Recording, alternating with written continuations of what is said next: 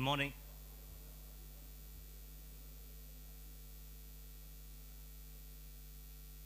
Distinguished guests, honorable colleagues, ladies and gentlemen. My name is Châu. I serve as one of the co-chair of this conference in capacity of scientific director of the Vietnam Institute for Advanced Study in Mathematics, the local host of this conference. On behalf of Vietnamese scientific committees, I would like to extend our warmest welcome to all of you. The VIASM is quite a young institute. It has been founded 6 years ago. It had the vocation to serve as a platform for research in mathematics and applied mathematics. From the very beginning, we have been trying to emulate prestigious place around the world, like the Institute for Advanced Study in Princeton or Max Planck Institute in Germany. In serving as a platform for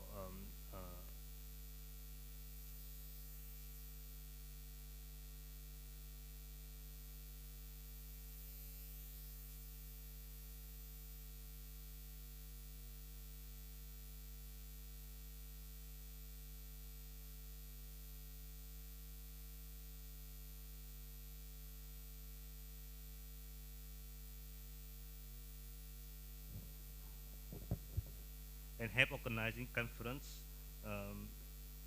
workshop, seminars on topics related to research group working in our institute. Asiacrypt is one of the three biggest international events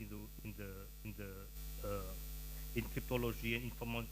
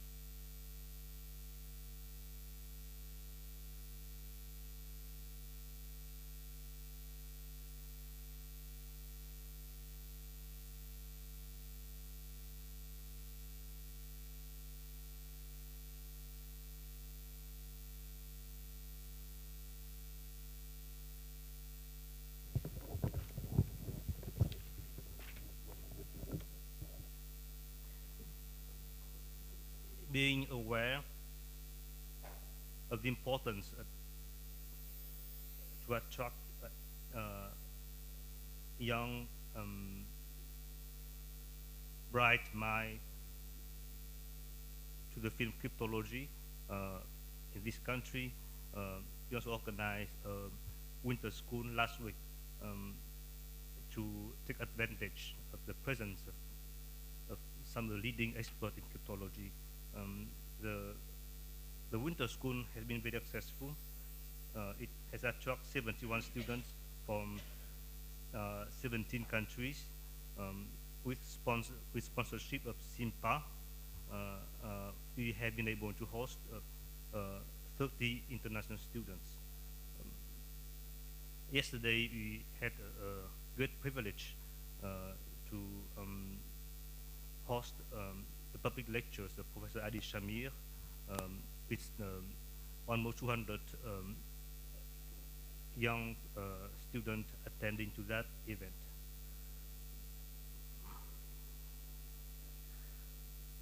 We really appreciate the support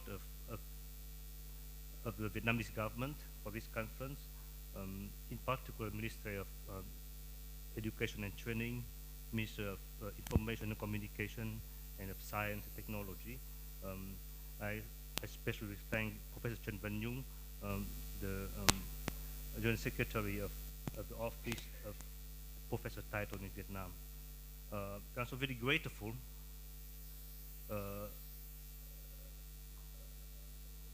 to the sponsors of this conference, in particular XLIM, Microsoft, Intel, Google, Cisco, and technology company in Vietnam like Viettel, ECPay, Microsoft Vietnam, VP9, FPT, EHN. We also appreciate the generous sponsorship of the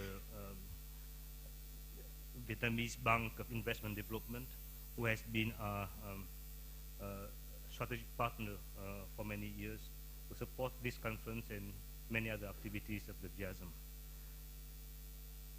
So I do believe that this conference will provide you with a great forum to exchange scientific ideas, inspire new research, as well as resulting new contact for closer cooperation. I also wish you a pleasant stay in Vietnam. May I now introduce Professor Phan, Hiệu, the other co-chair of this conference, who will give you more insight about the conference.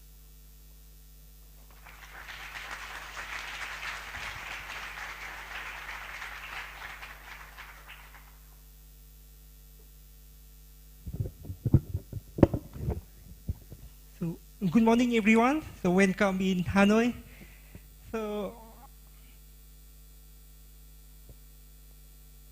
as my general co-chair mentioned, we prepare this conference. I'm sorry. Không có ban chiếu anh. Okay.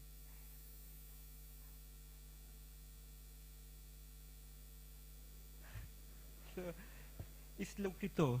It's not high speed. Okay.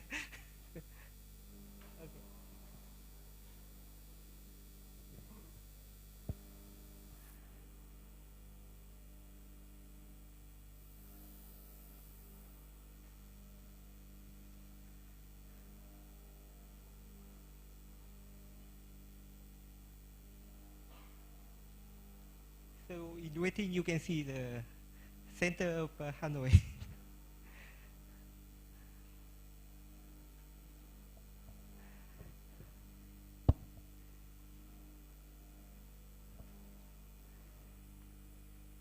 So I mentioned by Ngobacho, we do three preparation for the conference, but the original ideas is invoked in VietCrypt 2006, 10 years ago. And at that conference, you can see the picture, the general chair, not me, my father, and Jacques Stack present here. And at the end of the conference, Jacques Stack, Serge Vaudenay, and Tsuyoshi Okamoto suggest me if we can organize Asiacrypt. So we really want to organize the first conference in IACR conference in Vietnam, but we also want to take this as an opportunity to promote the local research in this domain. So it takes time. So now I think that we have some small research group in Vietnam, and so I think this is a good moment to organize Asiacrypt in Vietnam. And so we are very happy that there are a lot of participants. We are 256 participants from 35 countries, and you can see top 5 countries. And we break a record on the number of Vietnamese participants. So, and we break it in a non-negligible margin. Because the previous record was 3. Okay. And so for the functionality of the conference, all the talk will be given in this area. For the plenary talk, we have 2 ballrooms, and then after break, we will split the room into 2, and so we have a 2 sessions. And you see the camera here. It's not for surveillance, but for recording your talk, and you input on the YouTube channel. And we will also do the live streaming, and we prepare 2 functional rooms on the first floor, so under this floor. And so we will put the screen, and we do direct transmission of all the talk of the conference into this room. We know it's you can sometimes do the private business to do rebuttal of Eurocrypt, etc. So you can work on this functional room. But I do hope that you stay in the main conference room. And so for the excursion on Wednesday, it's exactly at 2 p.m. and we will visit the Vietnam Museum of Ethnology and Thăng Long Water Puppet. We did reserve the whole theater, and so we still have 70 available place, and if you have some friends in Hanoi, you can just to say to me and you can invite them as well. And so now for the RAM session, so we would like to thank Stephen Gambright for accepting this role to run the RAM session. And so you please send him the submission before 6 Tuesday, okay? And so he put the rule that the limit of the talk is 7 minutes, and then you only allowed to put 10 slides. You can put more slides, but then we will randomly remove your slide, so that is remain 10 slides. And so here, lastly, we can do many things. We have sponsor for gift, for excursion, etc. And we would like to thank again all the sponsors that were already named by my general co-chair. And so here you can see the logo of Asiacrypt. So you see here is the S is the shape of Vietnam. And so here is IACR. So Vietnam and IACR collaborate to organize this conference. And lastly, I use the most CQ pseudo-random generator to put on this binary code on the picture. But this last yesterday, so I found a distinguisher for this number. In fact, I found it on the internet, and I put on this number, and I convert it to string. And then it's become Welcome to Asiacrypt 2016 in Hanoi.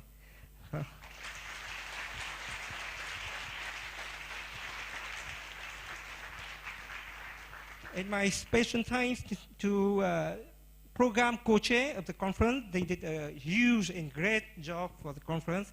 And please, Jung Cheon and Tsuyoshi Takagi. And Jung will give some words. First, one question. The tour is Wednesday or Tuesday? The tour is Tuesday. Tuesday. Okay. The RAM session. Okay. Good morning, everyone. Welcome to Asiacrypt 2016. This is Cheon from Seoul National University, a co-chair of Asiacrypt 2016 program committee with another co-chair, Professor Tsuyoshi Takagi from Kyushu University. This year, we received 240 submissions from 34 countries. Among them, the program committee, consisting of 43 leading experts from all over the world, selected 67 papers. The review process was made through double-blinded peer review by the program committees, and then 309 external reviewers. We would like to express our sincere gratitude to all the PC members and the external reviewers. May I ask you, those who review a submission in Asiacrypt? None? Please. Yeah. Please cheers them with big applaud.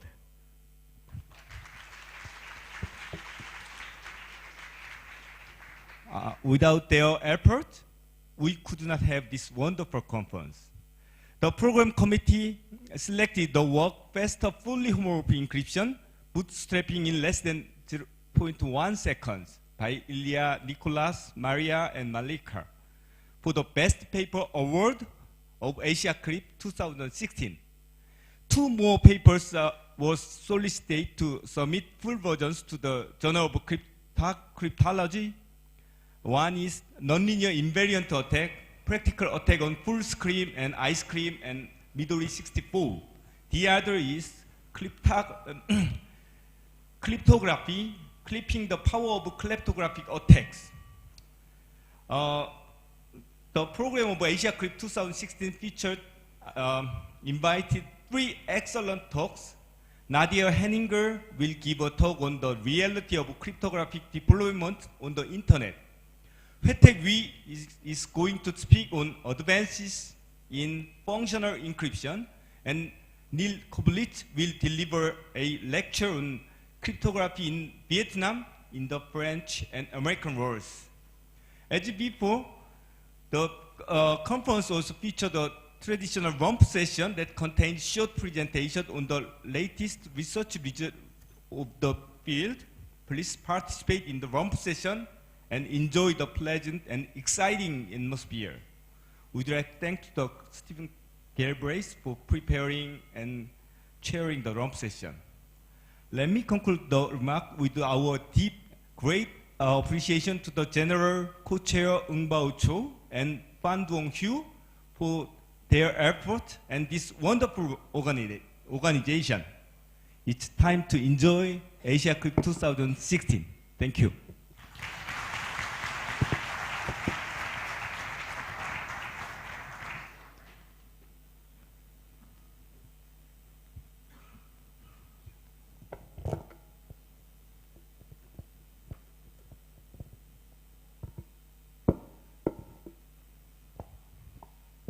We start the first session from 9:30, 3 minutes later.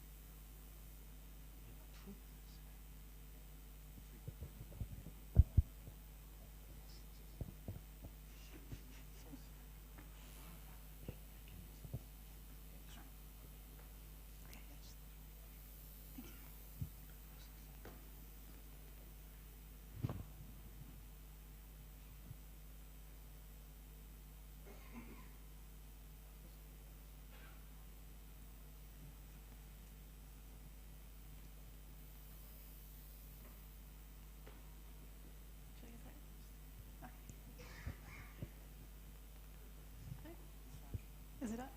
Good. Yeah. Okay, let me start. Welcome to the first session of Asiacrypt 2016. It's my great pleasure to introduce our first invited speaker, Professor Nadia Henninger. She's an assistant professor in the Computer and Information Science Department at the University of Pennsylvania. She received her PhD in computer science in 2011 from Princeton University. She's working on mathematical and theoretical crypto and produced many deep results. But at the same time, she also actively worked on applied and practical security. Her research fills the gap between theoretical crypto and practical security. Her joint work analyzing the weakness of TLS and SSH in practice won the best paper of Unix Security 2012. In 2015, she won another best paper of ACM-CCS by analyzing practicality of perfect forward secrecy of Diffie-Hellman. Please join me in welcoming Professor Nadia Henninger.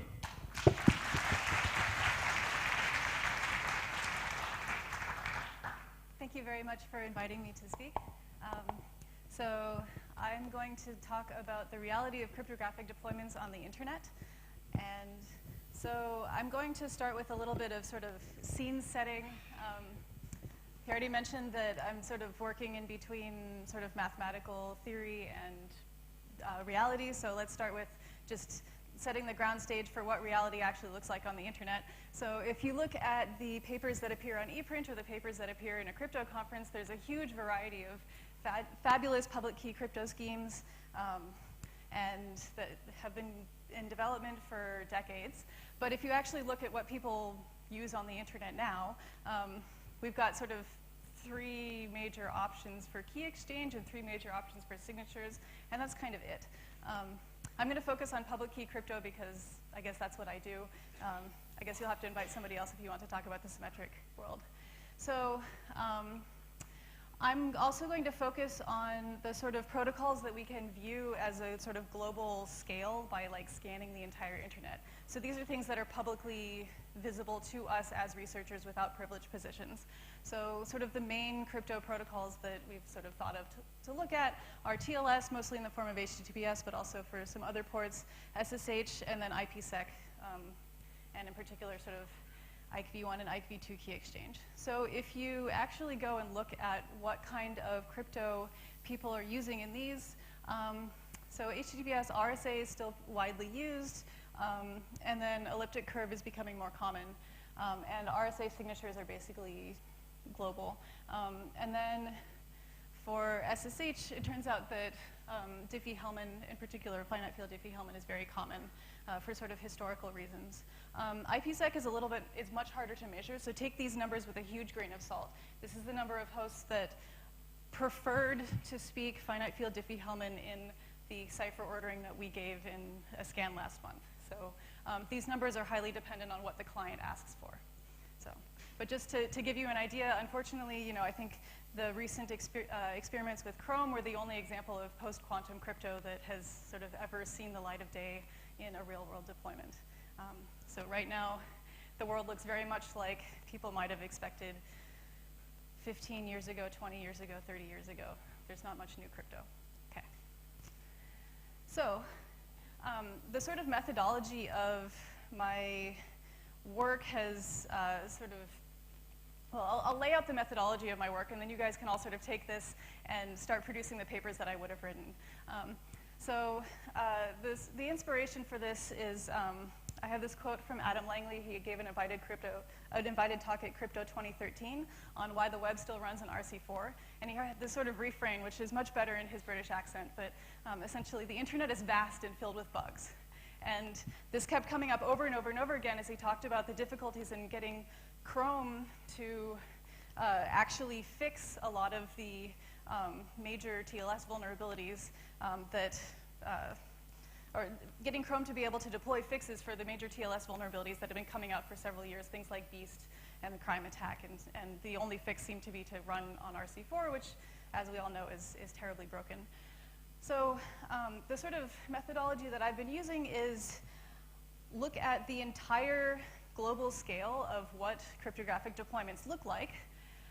So scan everything on the internet. This is possible now with, there's a number of high-speed scanners. ZMAP is the one that my collaborators and I have been, well, they've developed it and we've been using it.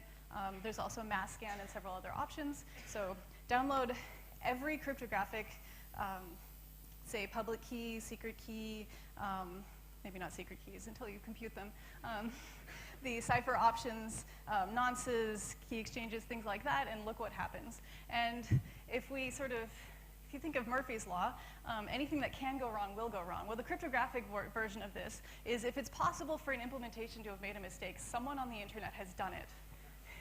So all we have to do is go fishing for these mistakes, and then find someone who screwed it up, and then write a paper about it. And if OpenSSL screwed it up, then we have impact, and then we can publish the result. So that's kind of the research project for the past many years. And in this talk, I'm going to use Diffie sort of case study. Perfect forward secrecy provides better security. Anyone possessing the private key in a wiretap of the internet activity can decrypt nothing. 1024-bit Diffie-Hellman is better than 2048-bit RSA, is much safer than any RSA cipher suite. So there was a lot of movement towards everybody should move to Diffie-Hellman key exchange and away from RSA. Sort of a couple years after that, there started to be some pushback, especially against, say, elliptic curve cryptography, which has been subject to, I don't know, people being worried about the safety of the curves that people are using. So here's a quote from Bruce Schneier, who wrote this after seeing some of the documents leaked by Snowden in 2013. He said, prefer conventional discrete log-based systems over elliptic curve systems because there's some risk of backdoors. And you can see in people, sort of the hacker practitioner community, people are really worried about backdoors in elliptic curve cryptography, and this has really slowed the adoption of elliptic curves for a lot of the protocols that we're using. So, okay, what is this Diffie-Hellman? I hope that we have all seen this before many, many times. This is the sort of textbook version of finite field Diffie-Hellman key exchange that we all show to our undergraduates, and this is what makes them love Diffie-Hellman key exchange so much. So we've got our typical crypto protagonists, Alice and Bob. They want to agree on a shared key somehow in the presence of our adversary, Eve, the eavesdropper. In this case, she's passive. They get some parameters out of the sky.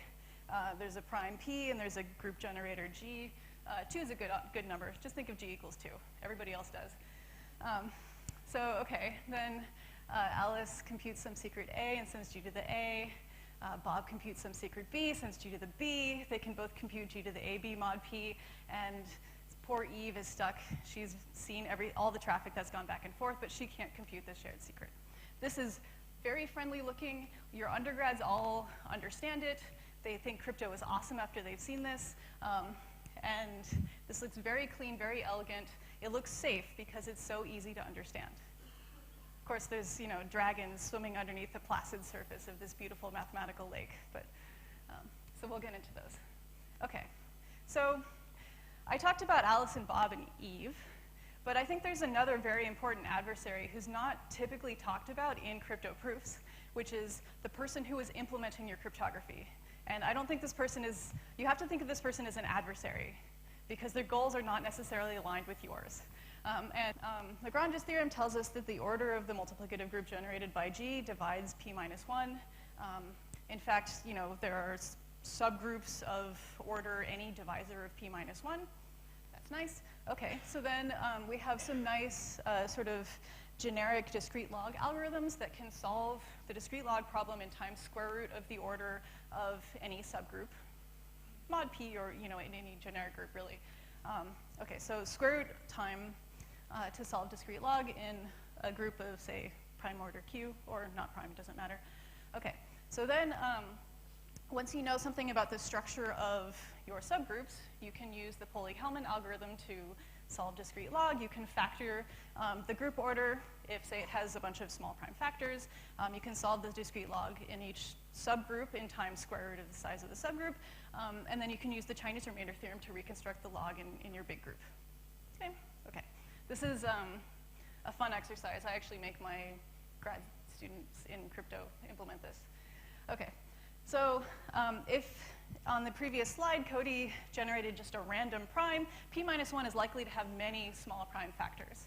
And so our passive adversary can then learn many bits of the exponent by applying this algorithm to the small prime factors that she was able to discover. But P minus 1 for, say, a 1024-bit prime is likely to have some pretty large factors, say 500, 300 bits. And so solving this free log in those subgroups is not going to be feasible, so she can't learn the entire exponent. But she can learn a lot of information about it, much more than she should be able to. Okay, so this is sort of the basic elementary idea of things that can go wrong with Diffie-Hellman. However, in practice, things aren't quite so easy. Modular exponentiation is really expensive, so many implementations use short exponents. I was actually surprised about this when I first heard about it, but this is pretty standard. So The standards say that you should use, say, 160-bit exponents with 1024-bit primes. This is to sort of match the square root time, running time for attacks against the exponent length. Nevertheless, some implementations use 128 bits for some reason. I don't know. Okay. So Cody's modified implementation, which will be more efficient, will look something like this. He generates a 160-bit exponent A. That's good. Okay. Except that now we are in seriously dangerous territory.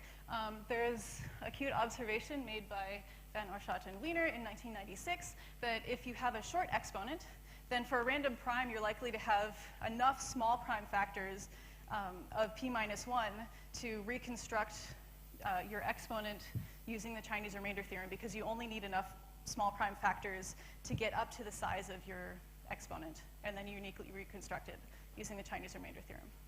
Okay, so this has been known for 20 years. Who screwed it up on the internet?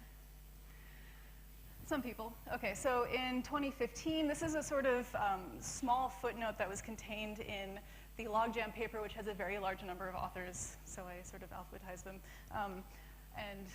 I'm doing this sort of for fun. Okay, so in 2015, we scanned the entire HTTPS space, port 443, for Diffie-Hellman key exchange. We found 3.4 million HTTPS servers that supported Diffie-Hellman. Of those, they used 70,000 distinct primes P, so I'll talk about the ramifications of that a little bit later. Of those, there were 4,800 primes that were not safe primes, where p-1 over 2 was not a prime. Those are our candidates for possible attack. So then we sort of opportunistically factored p-1 over 2 using the elliptic curve method to find factors, and looked at the whether we found non-trivial factors of the order of the group generator that was being used. And in 750 groups, we learned that some non-trivial prime factors of the order of the group. These were used in 40,000 connections across our different scans. Then we tried to opportunistically apply the Pauling-Hellman algorithm to reconstruct the exponents, and we won if we could check that the exponent was correct. And running this just on a few hundred cores for a couple weeks, we were able to compute the secret exponents for 159 exchanges. So this is sort of like, I don't know,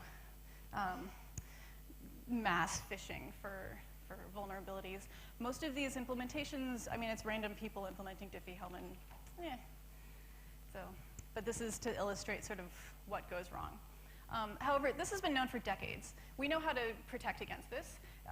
Basically, the countermeasure is that you should always do Diffie-Hellman in some group of large prime order Q, and if you want to maximize the size of your group order, you should use a safe prime and generate a group of order Q mod P. Okay, this has been known for decades. Every standard for Diffie-Hellman says that you should do something along these lines. So our developers are not reading the standards. Okay, so what do the primes that people use actually look like? If you look a little bit more closely in the sample of primes and groups used for Diffie-Hellman, you'll see that people totally got the message that they should use safe primes, but they didn't get the message that they should use like a prime order subgroup inside of that safe prime. So in fact, most of the people on the internet are actually using groups of composite order, in particular that have a subgroup of order 2. So that means that the decisional Diffie-Hellman assumption is not true in practice for TLS. The adversary can almost always learn 1 bit of information about the secret exponent. This is not really a vulnerability. It's only 1 bit.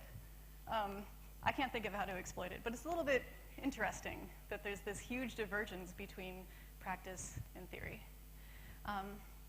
You'll also notice that there's actually a quite large number of non-safe primes in use, but most of the people using non-safe primes are actually pretty good about having a group that is a prime.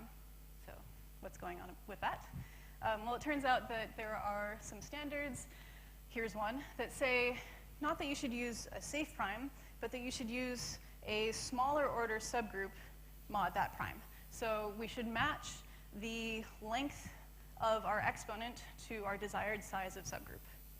So for, say, 1024-bit prime, we want, say, a security strength of 80 bits. That means that we should use 160-bit subgroup Q.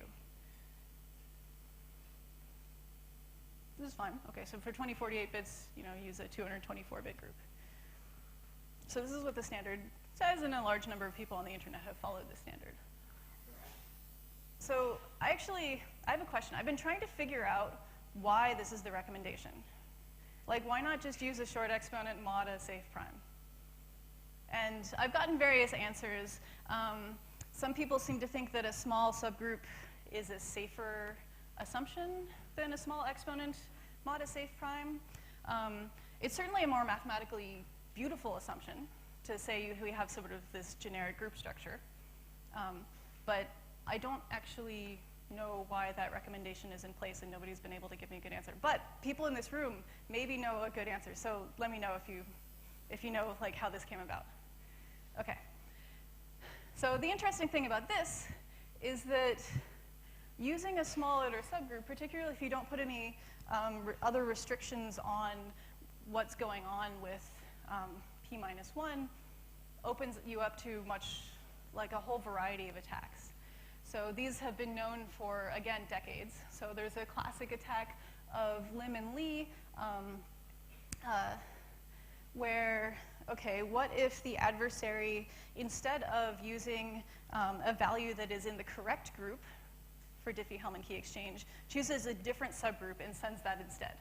So the Lim-Lee attack, we have Eve, who is, well, now is malicious, so I guess it's Mallory, and we have Bob, and Eve is going to, instead of sending a proper Diffie-Hellman key exchange value that's in the right group that Bob thinks he's working in, is going to, say, send a generator of the subgroup of order 3, mod p, assuming that p-1 has a factor of order 3.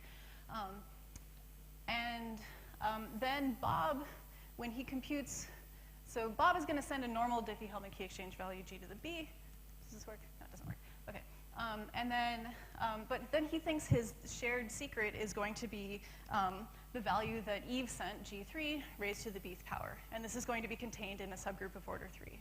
So many protocols will then say, have some behavior that depends on the value of the negotiated shared secret. And if the behavior of the protocol or a value that Bob sends over depends on this value and leaks some information about that to Eve, Eve might be able to then compute the value of Bob's secret exponent, mod 3. And this is going to take at most, time O of 3. If Eve can then repeat this for many small factors of p-1, she might be able to learn Bob's secret exponent over time. This is making the assumption that Bob is going to use the same exponent for many key exchanges, which is often true in practice. So this is sort of a classic attack, well known. Many protocol specifications mention it and provide protections against it. There are other variants of small subgroup attacks, sort of these small subgroup confinement attacks. For example, a man in the middle might be able to simultaneously force Alice and Bob to both confine their shared secrets into some small subgroup, and they might line up, say with probability 1/3, and in that case they might sort of have synchronized their state, and Eve can say to easily brute force this state and maybe convince them that they actually, that they actually have a real connection that now she can decrypt everything for. So there's a whole variety of these attacks that have been known for decades. Okay. There is a well-known countermeasure against this, which is that all parties in the Diffie-Hellman key exchange should verify that they are contained in the correct subgroup. So if you're supposed to be in a subgroup of order 2, well, okay, you should verify that you're not in a subgroup of order 2, and if you're supposed to be working in a subgroup of order Q, you should verify that the value that you receive is, in fact, in a subgroup of order Q. So now you're good. You're protected against this. Every standard says this. However, if you actually go and ask people on the internet who have implemented Diffie-Hellman, are they doing this? The answer is no. And Many of them, in fact, don't believe that these attacks are real vulnerabilities. And in some cases, there's good reasons for not implementing these checks, which is that most of the protocols out there have no way of actually specifying what the order of the subgroup is to the other parties. Usually, you know, say in TLS, the server is the one who chooses the Diffie-Hellman values, and they just send over a generator and a prime, but there's no space for the order of the subgroup, so the client has no way of actually validating the values that they receive. The other sort of response to this is that these checks are perceived as sort of unnecessary. Like, okay, well, who cares if the adversary can learn a bit of the key? Okay, so with a number of my students and other collaborators, Antonio Sanso and then Alex Halderman and some of his students from the University of Michigan, we actually went and measured the implementation behavior of a bunch of major protocols with respect to these kinds of attacks. It turns out that a large number of hosts are using primes that are not safe. Okay, large, less than 15%, but still fairly significant. And essentially no one is validating group order, not even for well-known groups where the group order can be sort of is specified by a parameter.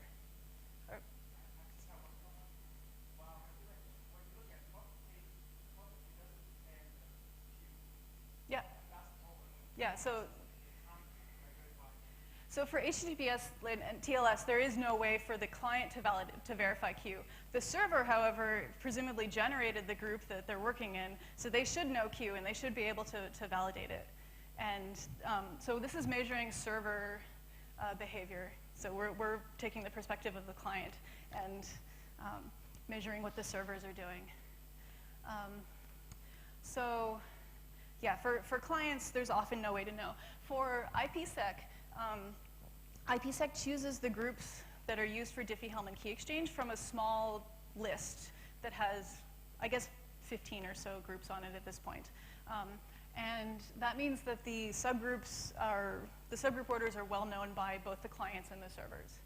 But we found that almost everybody was perfectly happy to accept the values that we sent in malicious small subgroups. Somewhat surprising is the number of hosts that are willing to accept subgroups of order 2, say 1 or -1 or even 0 as a key exchange value. So that means that they're not doing any validation whatsoever. At least one implementation said that they were worried that this would break clients, and they didn't want to break clients. Okay, so among the things that we found, OpenSSL, when they first implemented support for RFC 5114, which is a standard that defines some of these extra groups used for IPsec, they messed up with respect to group validation and failed to do it, and so they were vulnerable to the sort of textbook classic Limley attack. And the Amazon load balancer was vulnerable for similar reasons because of failing to validate. They got a little bit luckier in the prime factors of p-1, so the attack wasn't, a full exponent recovery attack was not quite feasible because p-1, the next largest factor, had too many bits. Okay. And I just want to note sort of in terms of like bad implementation behavior, we didn't scan 0 for IPsec hosts because it was known to cause a crash for some implementations.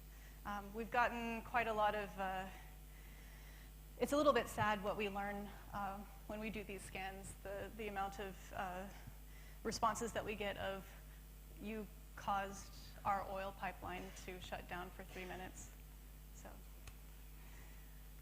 sorry, okay. So I want to like sort of back up a little bit. I just sort of went through these attacks that are, to be honest, cryptographically boring. They're multi-decades old. I can't publish this stuff in a crypto conference because this is all super, super well known. Why is everybody vulnerable to these things still? Is there some way that we can actually, like, on a meta level, protect the cryptographic protocols and primitives that are designed against the implementers who are actually implementing them?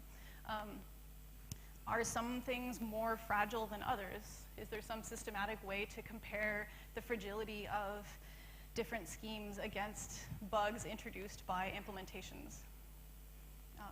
I don't know. So is there some way to formalize the behavior of our sort of semi-malicious implementer as a character in one of these, security games? I don't know what he's doing, but he has some motivations, which are to say run efficiently, not crash users, not break behavior, and then, I don't know, he thinks he understands Diffie-Hellman pretty well, so like he's not going to do stuff he doesn't think is necessary. Can this be modeled as some kind of character? And should we be modeling these things in the security proofs, that we have some kind of robustness against the actual implementers who are going to introduce bugs? And maybe this has already been done in some of the work on kleptography.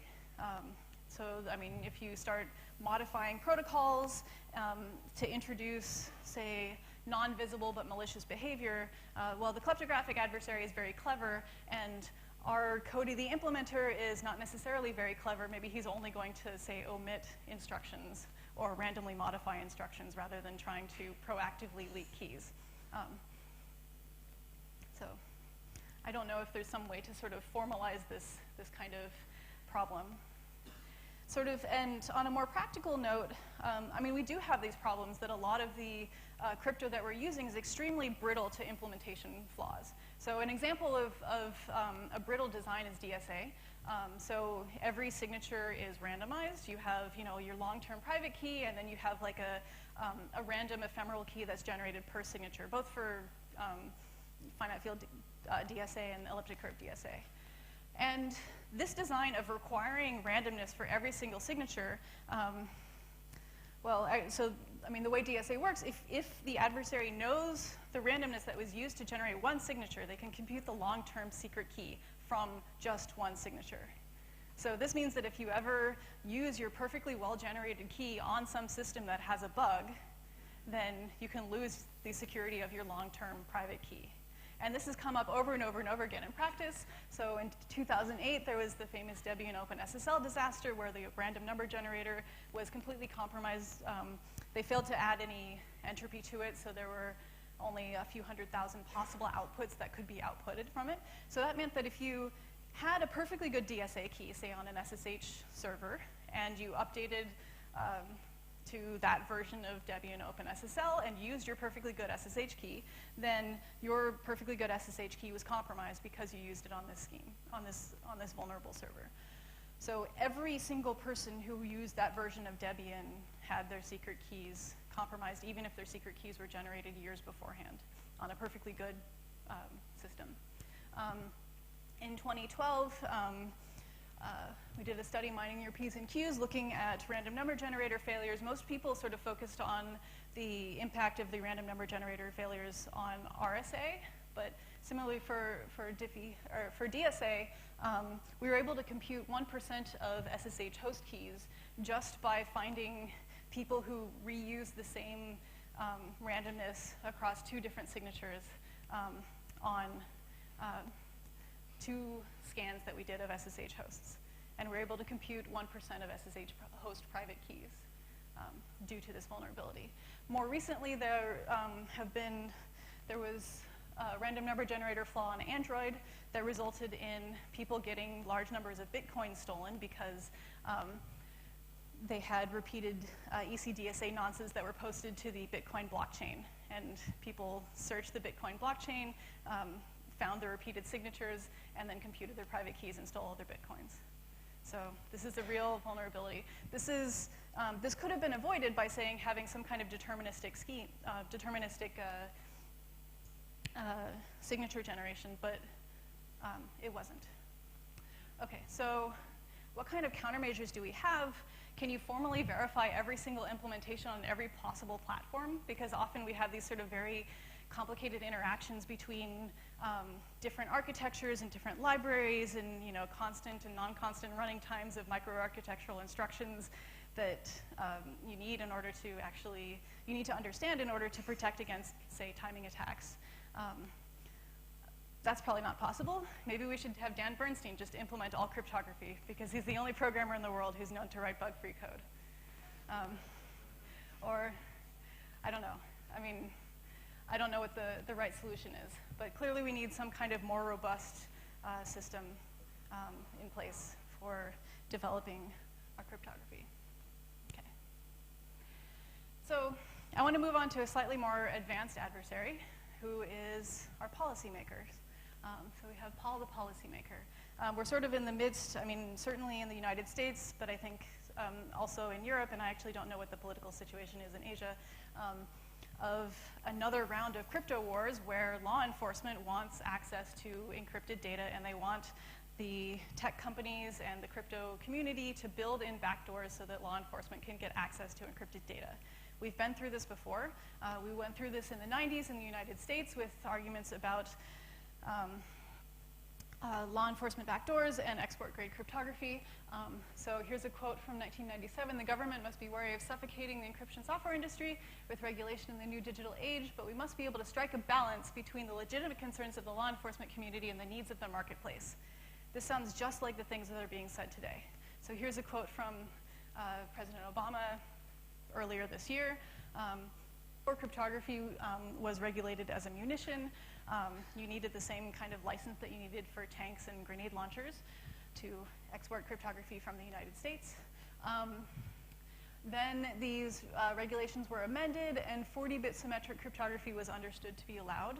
This was at the sort of very dawn of the internet, so during the development of the early versions of SSL, they built in, say, 40-bit export strength ciphers.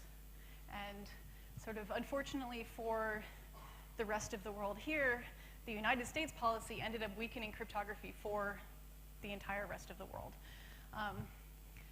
So in 1996, cryptography regulation was moved to the Department of Commerce, and the sort of key size restrictions that were put in place there are actually still there. So there were a series of export cipher suites for TLS, SSL TLS, that use 512-bit RSA and Diffie-Hellman. Then in 2000, the regulations in the United States were lifted on mass market and open source software, so export cipher suites for SSL TLS were no longer needed, and everybody relevant turned out to result in a number of devastating attacks for perfectly modern, secure clients who didn't even speak these export ciphers. So there's been a series of these. The first one was the Freak attack. This is attack on 512-bit export RSA. It was dependent on an implementation flaw that was almost universal among browsers. And a man-in-the-middle attacker could force a perfectly secure browser, except it had this implementation flaw, to downgrade to weakened 512-bit export RSA and then decrypt the contents of the connection.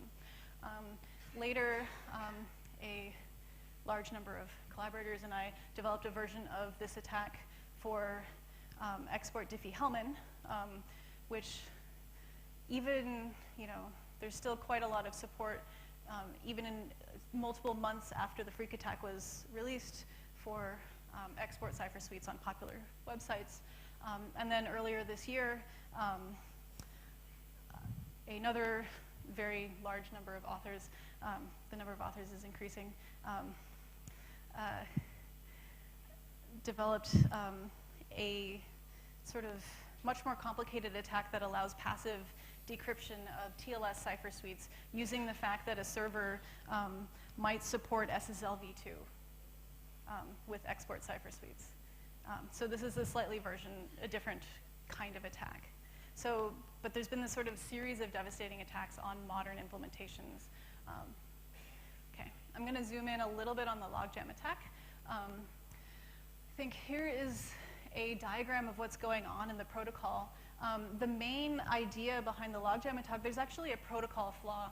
And the protocol flaw is that the server key exchange looks the same for export cipher suites as normal cipher suites. So the client has no way of telling if the server sent their Diffie-Hellman key exchange using a weakened export cipher suite, or whether they legitimately just wanted to use a 512-bit Diffie-Hellman key for key exchange. And there were still, a fraction of a percent of hosts that were using 512-bit Diffie-Hellman for normal Diffie-Hellman key exchange in 2015. So what the a man-in-the-middle attacker is going to do is sort of rewrite various values in the key exchange, leave the in the TLS handshake, leave the key exchange put because it's signed by the server's strong RSA key, and then in order to not get caught in rewriting the connection to downgrade it, they need to be able to forge the MACs that go from both sides that are derived from the Diffie-Hellman shared secret. In order to get the Diffie-Hellman shared secret, they need to compute the discrete log of one of the key exchange values online. So in order to do that, they need to be able to compute 512-bit discrete logs in real time before the connection times out. So this attack works. It should never have worked because it relies on a number of super unlikely sort of juxtapositions of conditions. The sort of 1990s era crypto front door sort of assumed that only the NSA had the power to break a 512-bit RSA or Diffie-Hellman key exchange. This is no longer true. The supercomputer of yesterday is the commodity computer of today. You can rent a supercomputer by the hour on Amazon EC2. There was a protocol flaw in SSL and TLS Diffie-Hellman key exchange that was unnoticed for 20 years, despite the amount of importance and attention placed on this. And then finally, the actual implementation behavior required computing 512-bit discrete log in real time. Okay, so what actually enables this last bit? So we need to understand a little bit more about what the number field sieve algorithm actually looks like. So this is the best algorithm if you want to generically compute discrete logs, mod, say, primes, and you don't have any of the other stupid vulnerabilities we talked about in the first section. Okay, so the number field sieve algorithm, it has multiple steps. We don't necessarily care about what these steps are. This is a sort of diagram of what the algorithm flow looks like. It can be parallelized. But generally, okay, relation collection and linear algebra are the most expensive parts. And then we have this individual log step that actually computes the real log that you want. Okay, so how long does this algorithm take? It takes sub-exponential time in the size of the prime. This is usually denoted using this L notation. So it's L of 1/3 with this constant 1.923, which is like the cube root of 64/9. So this is exponential in some constant log to the 1/3 log to the 2/3. Okay, so sub-exponential running time. Okay. However, this doesn't mean we have to run this for every single individual log we want to do. It turns out that only the final step depends on the actual target. So you could, if you knew the prime that somebody was going to use beforehand, you can do this whole pre-computation step and get up to here, and then you only have to do this final stage online. And it turns out this final stage is much cheaper in that the constant in the exponent is smaller. Okay. So in order to understand sort of the feasibility of these kinds of computations, here's a sort of series of records for mod P discrete log. The current record was announced earlier this year. It's a 768-bit discrete log. Okay. For the purposes of our 512-bit computation, the really relevant part is that, okay, a constant and an exponent, that's a big deal. But it turns out that the constant is the difference between 2 weeks of computation on thousands of cores and a minute of computation on a few dozen cores. So the final stage is actually fast enough that it can be done in real time. And if somebody does this pre-computation once, they can then reuse it for many different key exchanges using the same prime. So this is what enabled the logjam downgrade attack to work. But it actually has much more interesting implications for the rest of sort of more secure Diffie-Hellman. So, okay, sort of some lessons from the export cipher downgrade attacks. The big one is that obsolete cryptography should be considered harmful. It's not just bad for people who might choose to use it, it's bad for everybody. We should be sort of proactively removing bad options. In response to the export attacks, browsers have all raised minimum Diffie-Hellman sizes, proactively disabled export ciphers, so we're making progress, but it was too bad that we had to demonstrate concrete attacks in order for these changes to be made.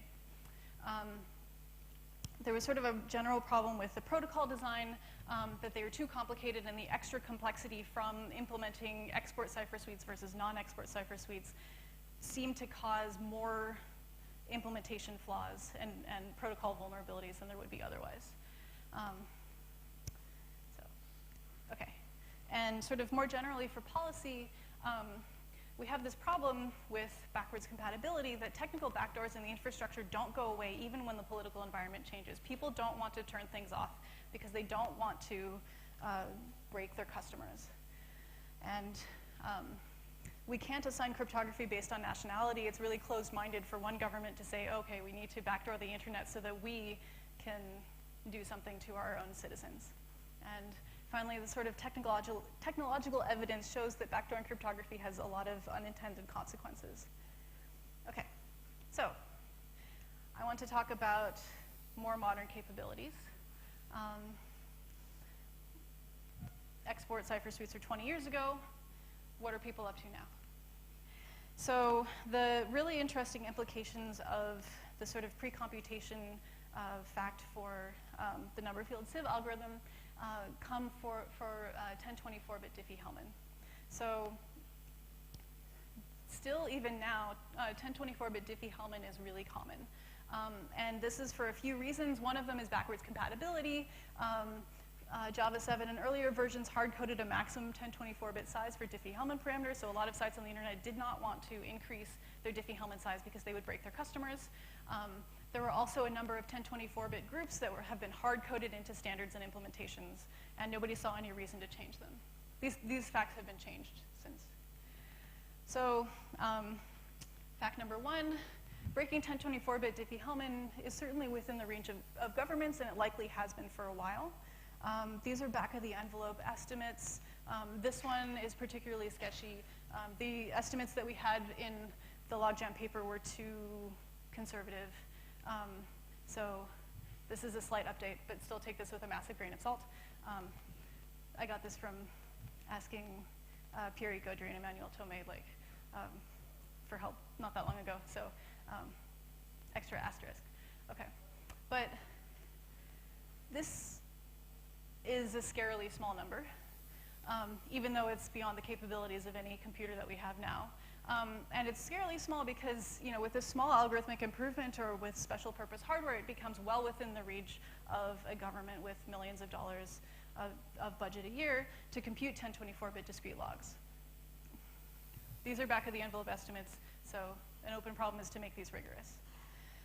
So there have been sort of persistent rumors that the United States government, the NSA, has made some kind of massive cryptanalytic breakthrough for many years, even predating the Snowden leaks. So here's an article from 2012 from James Bamford and Wired saying that, repeating rumors that the NSA has made some kind of enormous breakthrough several years ago in cryptanalysis. Everybody's a target. This computing breakthrough is going to give them the ability to crack current public encryption. He speculated that this was something having to do with AES. That seems a little bit unlikely.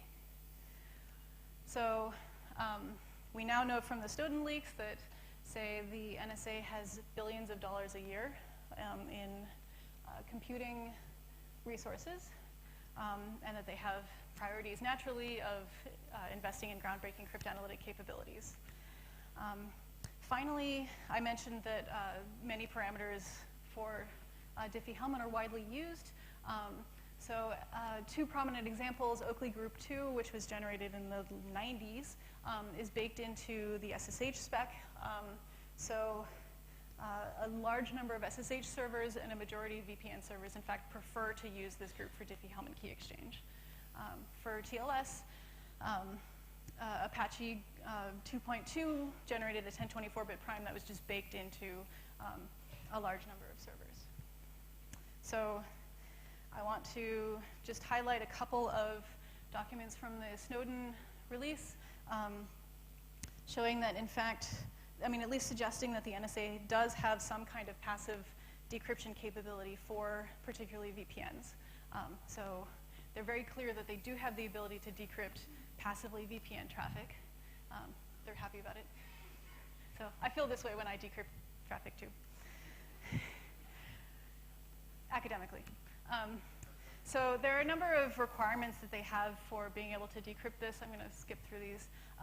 The summary is that sort of the explanations technically for what might be going on, there's a few different ones. One of them is that computing a 1024-bit discrete log is possible, and the requirements for doing decryption via discrete log, 1024-bit discrete log computation match up very well with the requirements that they state that they have for decryption.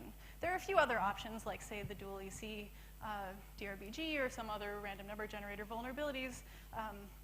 This can't all be sort of custom backdoors because you would make decryption a little bit easier on yourself if you were doing that. So sort of the big issue here is sort of 1024-bit Diffie-Hellman should have been deprecated years ago.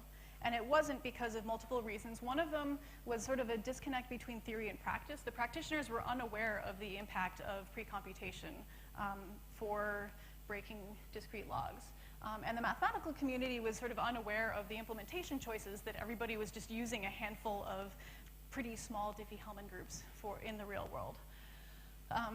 And I mean, the backwards compatibility thing is a real issue. So after browsers increased minimum limits on Diffie-Hellman key sizes, this breaks the internet for many users. So here's an example of someone complaining about a super obscure sounding error message on like, oh, your Diffie-Hellman key exchange size is too small. I mean, these poor users, I feel bad for them. Okay, so I think I should probably finish now, right? So maybe I will skip the last thing that I was going to talk about. So the sort of good, I want to end on like a slightly positive note, which is that there is a bright spot. We do know how to implement these things properly. So TLS 1.3 is making many good choices, and they are proactively removing insecure things like RSA key exchange and making good choices for Diffie-Hellman, if it must still be done. And of course, this is causing complaints from people on the internet. So here's an email to the TLS mailing list from a couple months ago saying, no, you can't turn off RSA key exchange. It will break our products from the banking industry. And I want to highlight Kenny Patterson's response because I think it's fantastic. My view concerning your request, no. Rationale, we're trying to build a more secure internet. So this is, it's great that he did this. And it's great that like we know how to do these things right, so we should force people to do the right thing even if it's going to be painful. So I will end with that. Here is a sort of all the papers that I mentioned.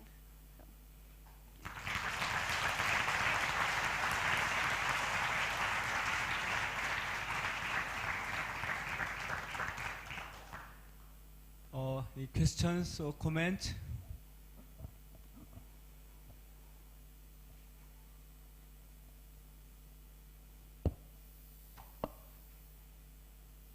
So you kind of jokingly commented that we should have Dan Bernstein implement everything, but part of the problem is we shouldn't have thousands of people implementing cryptography on the internet. Like, is there a real venue to making crypto implementation more of a valuable exercise for people in this community and something they get credit for, so that you don't have this huge disconnect?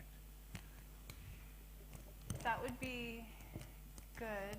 There is a little bit of a trade-off, which is that if everybody on the internet is using the same implementation, which is kind of the case for OpenSSL, then when there's a vulnerability in OpenSSL, then everybody is vulnerable to the same thing. So it's nice to have... But we're already in that state. We're in that state. I don't know. I mean, we have free speech in the United States. Are you going to tell people they can't implement crypto? I mean, we tell people that they shouldn't, and then they sort of believe us, sort of don't. I mean, I don't know if sort of militaristically like banning implementations until they've been vetted is a good thing or not. But yeah, I mean, at least we're in the state now that, you know, there are a few really dominant implementations, and the rest is sort of small fry. I think the real long-term problem is that there's a lot of implementations that will never be updated. So like most of the problems that we're finding, you know, I'm saying, look, you know, 10% of the internet is vulnerable. That 10% of the internet that's vulnerable is not like banking sites, because they actually keep OpenSSL up to date. It's like little routers that are never, ever going to be updated. The problems are never going to be fixed for those guys. Any other questions? Actually, I have one. Now we are preparing for next standard for post-quantum crypto. What do you think are important for secure use of this post-quantum crypto? So I think that sort of focusing on the problems that we've had in the past for the, you know, non-post-quantum crypto that have been in deployment, and if we sort of crystallize the different issues that implementers are going to make mistakes, and there will be random number generation vulnerabilities. We don't want to have opaque parameters that are generated. We don't want to have the possibility of building in backdoors. Like, you want to just avoid that entirely. I think, and we want to be able to compensate for the possibility of pre-computation attacks, and just like set parameters so that any kind of pre-computation is like entirely out of the question. So I think like we can sort of, I tried to sort of crystallize like a few observations for what went wrong here that we could, you know, use moving forward. And I think at least the papers, you know, proposing sort of practical versions of post-quantum schemes are taking a lot of these properties into account when trying to design them. But this should be sort of like formal design criteria. Yeah.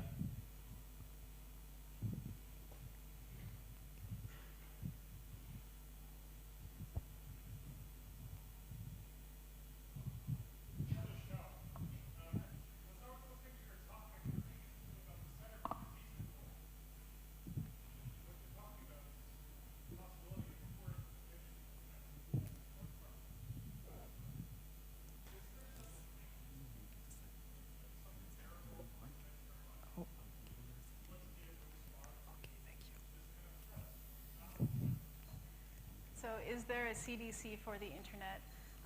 I think the closest thing that we have is CERT organizations, like the Cyber Emergency Response Team. So if there's some kind of security vulnerability on the internet, CERT can often, you know, coordinate between different vendors and, you know, provide sort of a central clearinghouse for information for users. This is a little bit sort of an imperfect role, and obviously they can't they have no way to force people to do anything. So I've been involved in like a large number of security disclosures that have gone via CERTs, and often, you know, CERT doesn't get a response, just like we don't get a response from people who have problems. I mean, there is a solution, which is to have, you know, the kind of a driver's license for the internet that our governments would love to have so much, and I'm a little bit hesitant to ask for that kind of thing. So it's great to have an open internet. It comes with some serious trade-offs. And I don't know where the right place to sort of divide the line between authoritarianism when it comes to doing the right thing cryptographically and avoiding authoritarianism when it comes to doing the wrong thing cryptographically is. Okay. Oh, yeah, sure. Put Kenny Patterson's quote. So it sounds great, but I'm afraid that it is going to be counterproductive. The internet was not constructed in order to be secure, it was constructed in order to be useful. And we, in this community, are trying to change the order of usefulness versus security. We think that the most important thing is to be absolutely secure, and then usability issues are secondary. This is what is implied by Kenny Patterson. If we continue along this line and recommend things that implementers will find impossible to use, we are going to lose the battle, not to win the battle. people are going to ignore our advice if we go too far in recommending security measures which the rest of the world cannot really accept.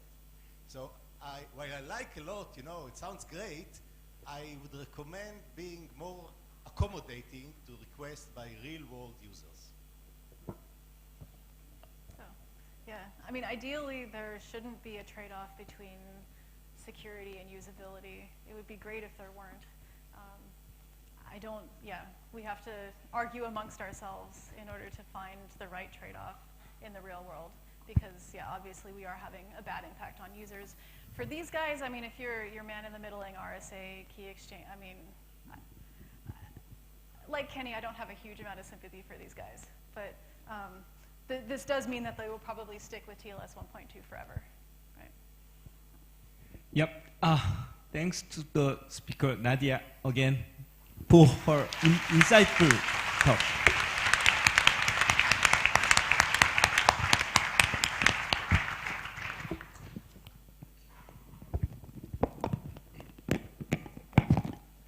Okay, let's start the best paper session. So I'm Tsuyoshi Takagi, so program co-chair of this Asiacrypt. And so in the review process, so we have grades of the review score, and this got the highest and the high point. And so based on the voting of the program committee, we have selected this best paper. And the title is Faster Fully Homomorphic Encryption Bootstrapping in Less Than 0.1 Second. The authors are Ida Charotti and Nicola Gamma and Maria Georgievna and Marika Isabellucciane. And the Nicola will give talk. Let's welcome the speaker.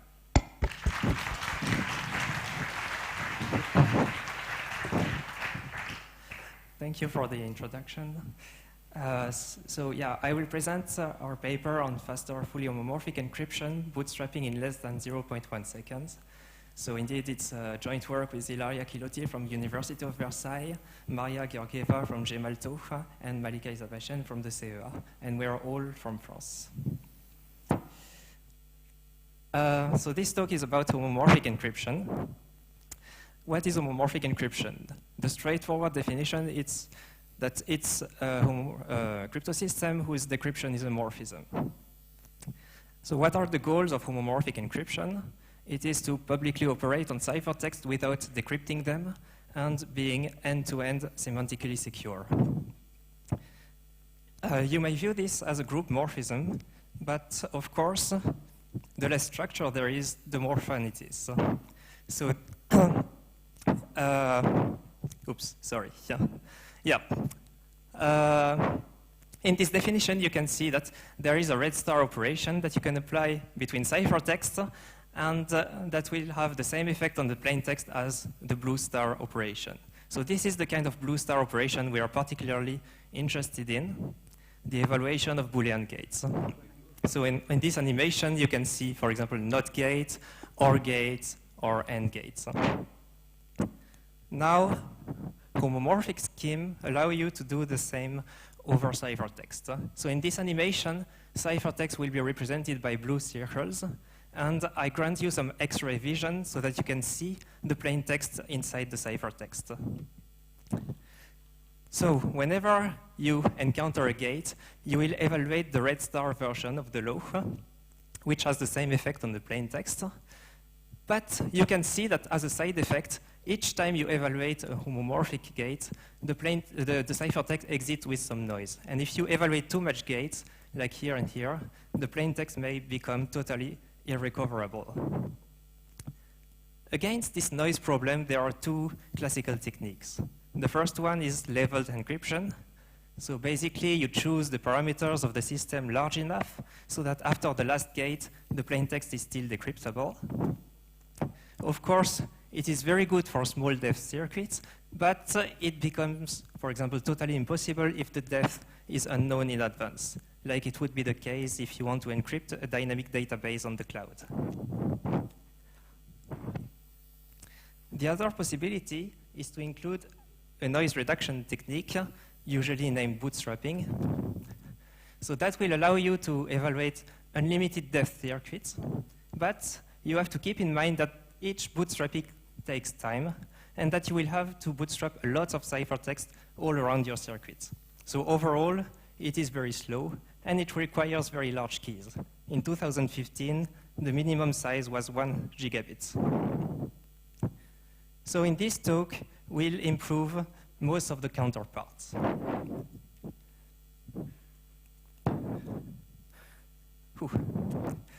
We'll now review our core crypto system, which is based on learning with error. And we'll start with something that maybe has become the most famous lattice problem today, finding concrete lattice parameters.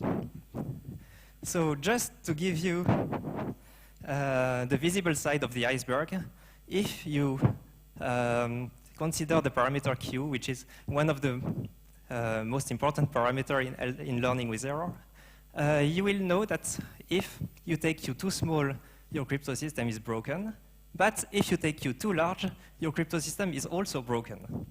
So that's a sign that the parameters are not increasing and not even correlated with the actual security of the system. So here we decided to take the problem from the user point of view. Oh, la la la la la la. No. That's not good.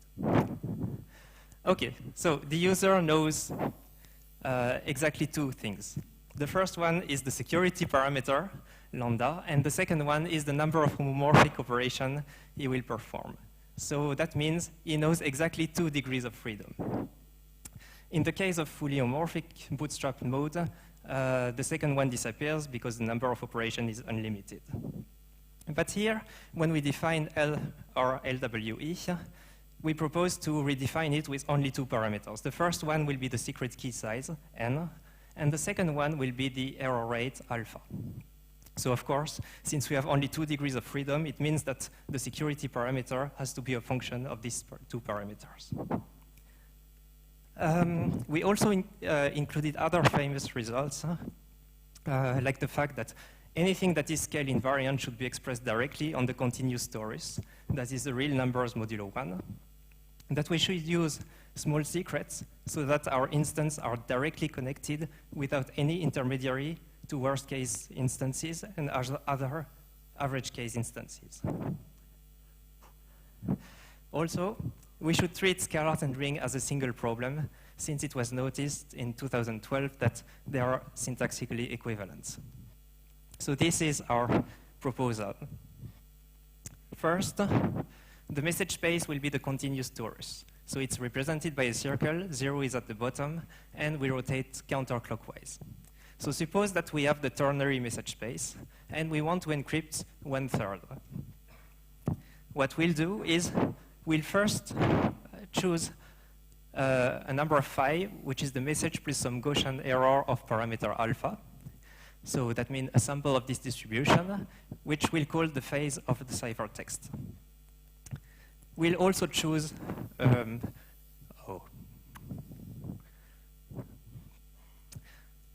random vector, which is totally uniform in the torus, which we'll call the mask of the ciphertext. And we'll blind this ciphertext using the secret key by computing B equal SA plus phi. So our final ciphertext is AB, which is a vector in the torus, and which is entirely computationally indistinguishable from a random vector based on a direct worst case to average case reduction. If we want to decrypt the vector, we'll recompute the phase, phi equal B minus SA, and retrieve our original sample from this distribution. Now, all we need to do to recover the message is to round this sample over our discrete message space. But here, when you look at this picture, you can see that there is another way of recovering the message. If you have access to the distribution, which is the case when you are analyzing the algorithm, you can simply take the expectation of this distribution, and it will also be 1/3. The advantage of the expectation is that it is linear and continuous, which is much easier to use which is much easier to use in proofs. And indeed, in this presentation, you can remark that I didn't use the Q parameter at all, which I personally view as a huge improvement.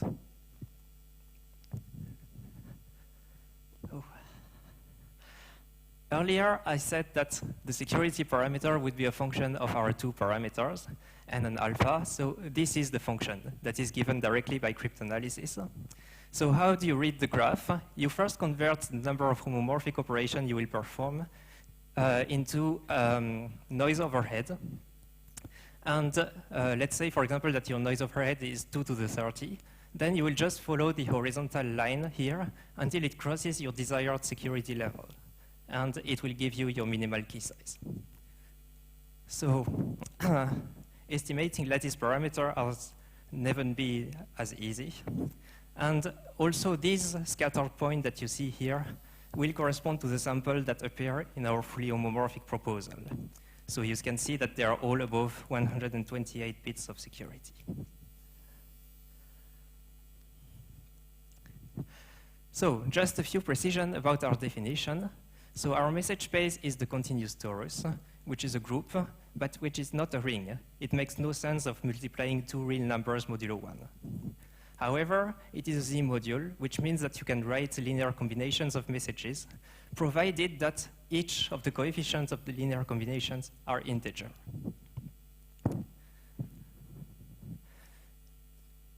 You can also note that the phase function B minus sum of Si AI, which is used at the beginning of the decryption, is linear if we take this definition. So linear in a Z module sense. So now that we know what is linearity, you will remark that if you take linear combinations of LWE samples, that means doing the linear combination on the mask A and the same on B, then automatically by linearity, you are performing the same combination on the phase. And by taking the expectation, which is also linear, you are doing the same combination on the messages. So that's the linearity of LWE. You can also define the noise using this distribution. So the noise can be defined as the standard deviation of the phase. And you will see that the noise increases sublinearly when you do linear combinations. So that follows some Pythagorean theorem formula. Now, in the presentation, I used scalars, but I told you before that we were going to support polynomial. In fact, it is only a matter of syntax. As long as we are in our module, everything I defined over the torus, like messages or ciphertext coefficients, I can write them equivalently as torus polynomials. For the coefficients of linear combinations, anything I took integer, I can write integer polynomials instead. It is still a module. And of course, if we are worried about preserving the degree, we can take everything modulo xn plus 1, for example, where n is a power of 2, or more generally, quotient it with any other ideal. So from now on, I will assume that everything is properly defined over polynomials.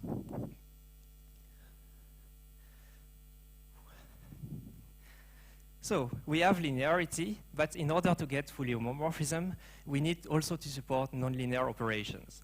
So based on LWE, there are two classical constructions, BGV and GSW. And in our paper, our focus was more on the GSW side, which is known to support branching program and bootstrapping, and also deterministic automata evaluation with polynomial noise overhead.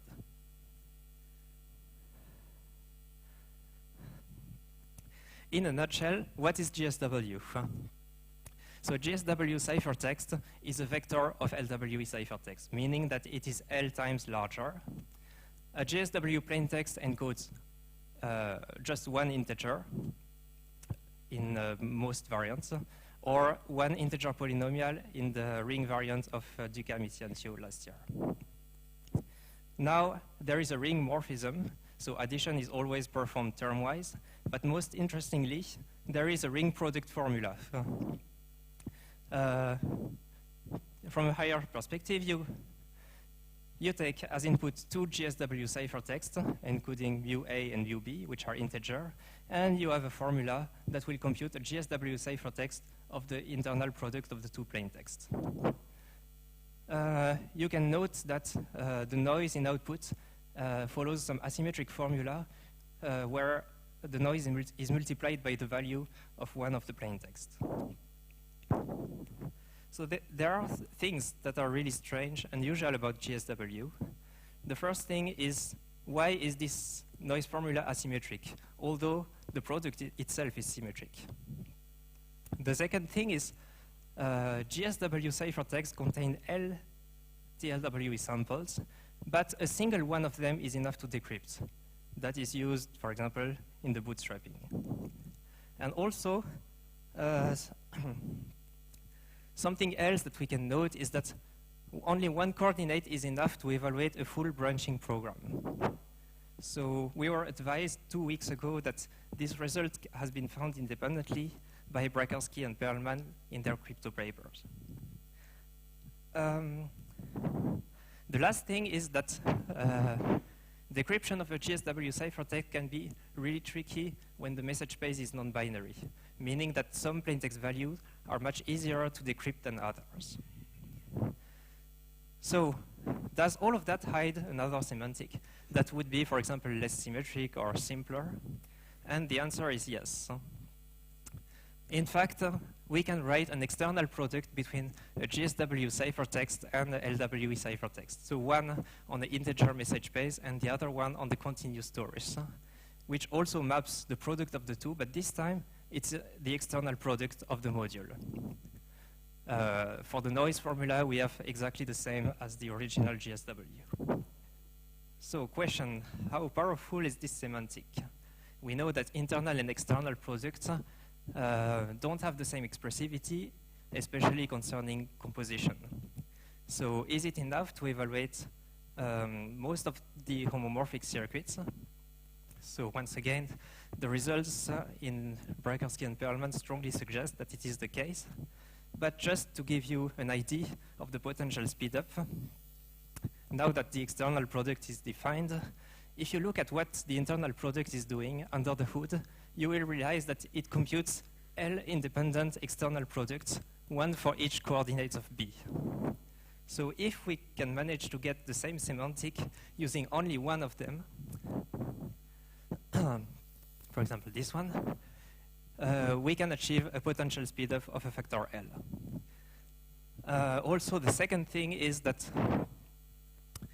if we use the external product, we can use the full power of the continuous message space instead of having the restriction of being one particular row of a GSW sample. So just to give you a numerical idea of what can be the speedup, in the ring variant of Ducam-Isiancio, the speedup would be a factor 6, but in all other non-ring variants, the speedup would be much larger than 16,000, which is really a lot.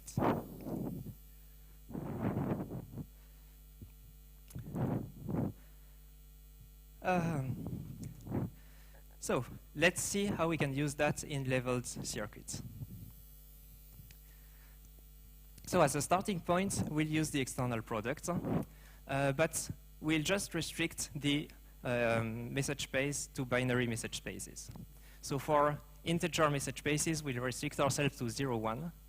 And for continuous message space, we'll restrict to 0, 1/2. So this way, when we use the noise propagation formula, this norm will disappear.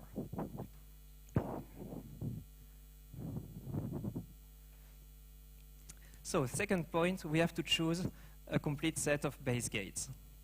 Usually, in level homomorphic encryption,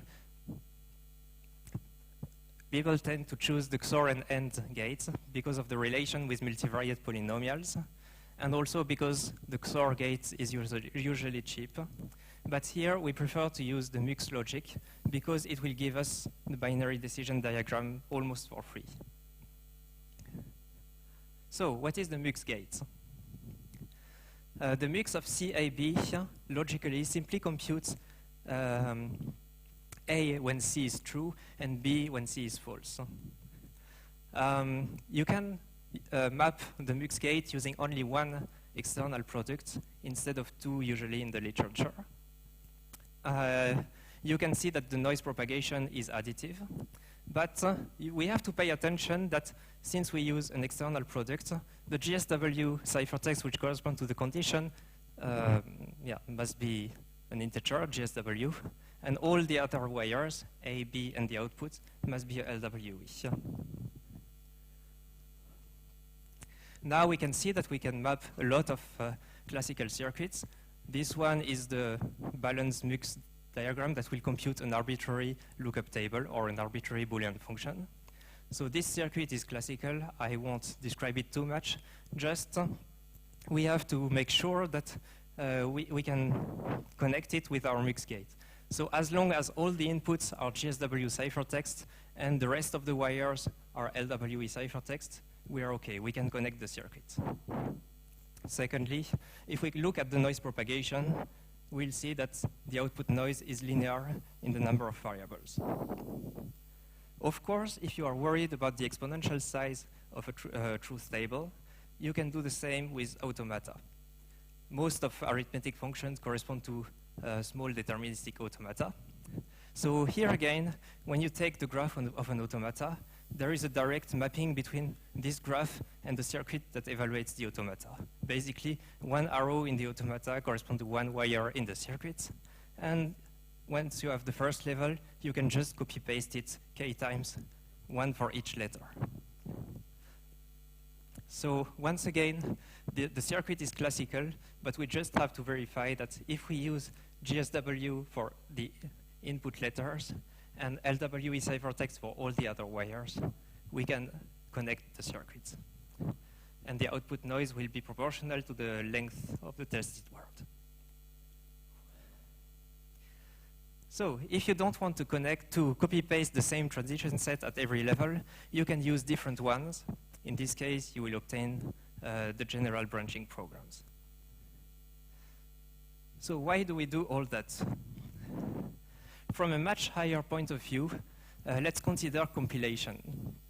So we have a high-level problem to solve with GSW. The most classical way is first to compute a logarithmic depth circuit and then re-expand it using Barrington theorem as a binary decision diagram which is suitable for LWE, for GSW. Now we propose a second path. Let's try to find a fixed time algorithm which use a logarithmic memory that solves your problem, and then use automata determinization to get your polynomial binary decision diagram. There are many advantages using the top path. The first one is that the theory of automata guarantees you that the circuit that you will obtain is minimal in number of MUX, whereas sometimes Barrington theorem can overshoot the optimal by polynomial factors. But most importantly, the second thing is more philosophical. It is usually much easier to find fixed time algorithms that solve a problem than logarithmic depth circuits. Take, for example, just the addition. When you compute the addition of two numbers, the top part would just correspond to the elementary school algorithm where you just store the carry on your fingers.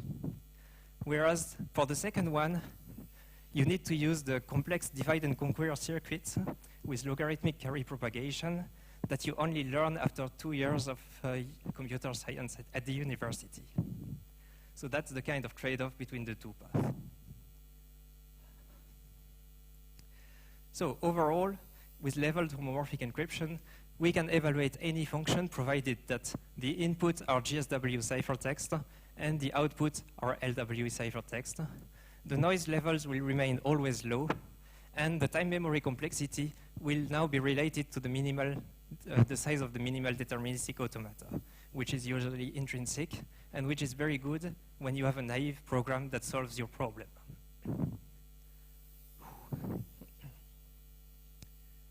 So, and one last important thing, when we combine rings plus automata plus everything, one MUX gate can be evaluated in less than 40 microseconds for example, the DEF 500 automaton, which correspond to the LWE decryption, which is really fast. So let's now consider what we can do in fully bootstrapped mode. And first, let's see what is bootstrapping. So bootstrapping is the noise reduction technique introduced by Gentry in 2009. It basically says, the main theorem says that a somewhat homomorphic scheme that can successfully evaluate its own decryption plus one additional gate can evaluate any circuit. So one good analogy may be the flight of Spider-Man. Swinging on a rope can be viewed like performing homomorphic operation. It's great, but it's limited. When you reach the end of the rope, it stops and you will start going backwards. You can raise this limitation if you manage to launch a second rope while you are still swinging on the first one. And that's how Spider-Man managed to fly across infinite distances using only a finite web. And it's exactly what bootstrapping is about. From a more cryptographical point of view, if you take a ciphertext, a noisy ciphertext, you take the bits of the ciphertext and the bits of the secret key. If you evaluate the public decryption circuit, then you get the message without noise. So this effectively gets rid of all the noise. However, you cannot do that directly in the cloud because that would leak the security key bits, which would be terrible. So instead, you will just encrypt these bits using a homomorphic scheme and perform this operation homomorphically. So in the output, you will get your message with some noise, encrypted with some noise, but the noise you get in output only depends on this part of the circuit. It does not depend anymore on the input noise, and that's what gives bootstrapping the ability to reduce noise. So, like we said, Gentry's original idea was that all semantic operation has to be done by gates, for example, the MUX gate that we saw earlier, and the bootstrapping semantic will just be the identity function which reduces the noise. What was added last year by Duca and Misianzio's scheme is that for the operation, we'll just keep the very fast addition between ciphertext, but all the other nonlinear operation will be done during the bootstrapping, which means that now the bootstrapping algorithm will be able to change the plaintext. So as a disclaimer, everything we'll say from now is only valid modulo xn plus 1. So let's give a simplified presentation of the algorithm of Duca and Misianzio. So we'll use a binary message space where false is represented by a LWE ciphertext of -1/8, and true will be represented by a ciphertext of +1/8. Now our goal is to execute the NAND gate. So we'll first start to do the sum of the ciphertext, C1 plus C2. And what do we get? If both are false, we'll get a sample of the red distribution, which is centered in -1/4. If both are true, we'll get a sample of the green distribution centered in +1/4. And if we get one of each, we'll get a sample of the yellow distribution centered in 0. So for the NAND gate, we just have to split the circle in two. The green distribution should be mapped to false, and all the other distribution should be mapped to true. Of course, if we don't want to do it on the continuous torus and have to discretize the space, we can still do it. It means that every sector that are above will be sent to false, and every sector that are below will be sent to true. So that's give the general bootstrapping problem. Basically, your torus is divided into two n sectors, and you take as input two n public parameters, v0, v2, n, plus one LWE sample. And the only goal that you have to do is to compute the phase of the sample and return an encryption of the label of the sample, of the sector. Of course, the hard part is that you have to do that without the secret key.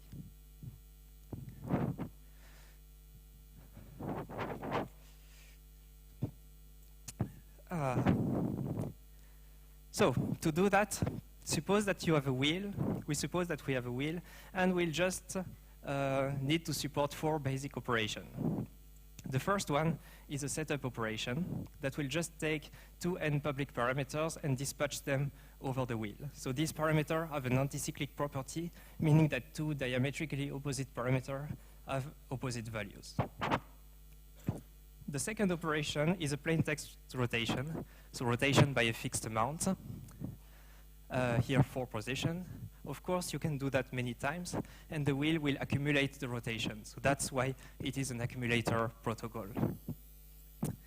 The third operation is rotation by some encrypted value. So you can view that as the wheel will rotate so fast that you cannot keep track of the angle. And also, it will randomize the noise of the ciphertext so that you cannot decrypt them afterwards. So mathematically, the wheel have rotated by exactly x positions, but in practice, you don't know x, although you did the rotation yourself.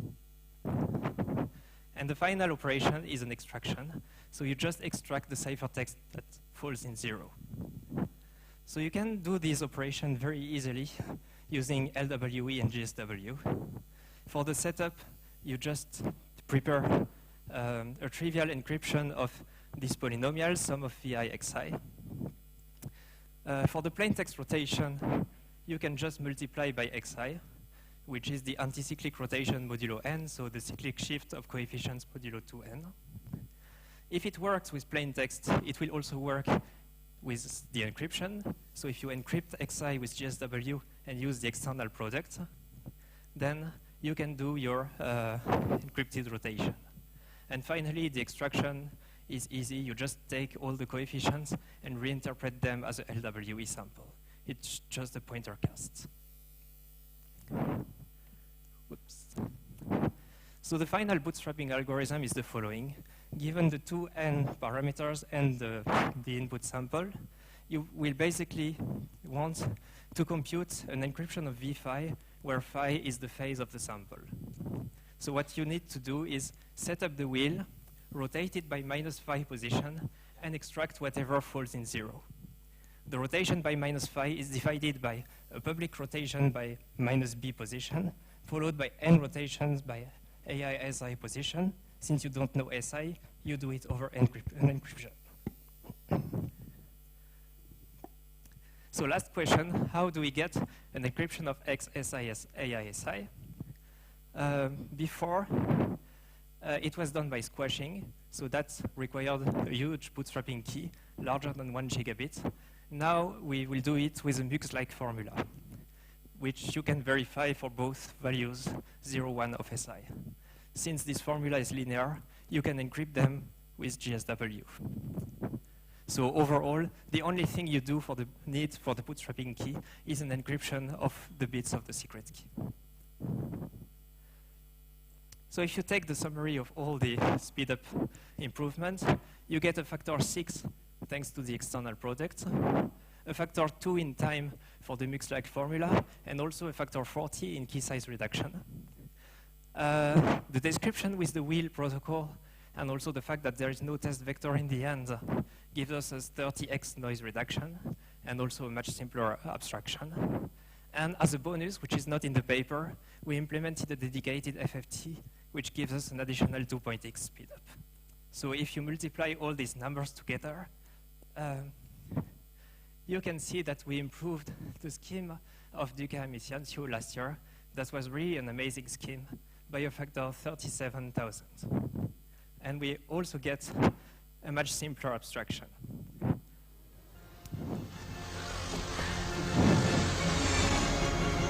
So it's like a push button interface in the clouds. Just kidding. So our scheme is quite good asymptotically, but also in practice, since we now have the fastest bootstrapping in the world with only 24 megabytes of keys. But of course, the comparison between GSW and the BGP implementation, for example, in HELIB, is not entirely straightforward because basically, BGP use very long operation to compute the ring product. But since they can pack a lot of data, it is basically the equivalent of a homomorphic GPU. In opposite, the GFW that maps the product of the module use very fast and small operation, atomic operation, so it can be viewed as a homomorphic CPU. So which one is better between a GPU and a CPU? I can't answer this question, but my feeling is that most applications should use both at the same time. And it is not an utopia, since the two ciphertexts share the same plaintext space and also the same ciphertext space. So maybe it's a lead to build good applications. So what else? Yeah, our source code is available on GitHub, so feel free to follow us. And yeah, yesterday, Adi Shamir in this lecture predicted that FHE would never be practical within the next 10 years. So let's accept the challenge. We are not there yet, but we still have 9 years to prove him wrong. And also, it would be a great idea to find a really efficient scheme that does not rely on rings. So I hope you enjoyed the presentation, and I thank you very much for your attention.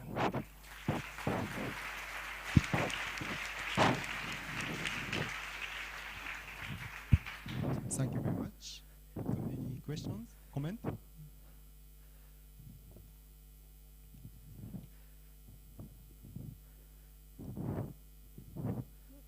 No question? Okay. So let's thank the speaker again.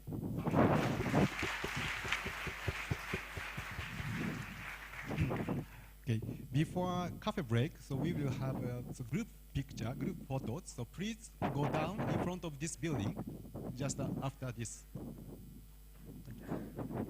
And also for the participant on the bike, we will split the room, so please take your bike with you so that we can reorganize the room.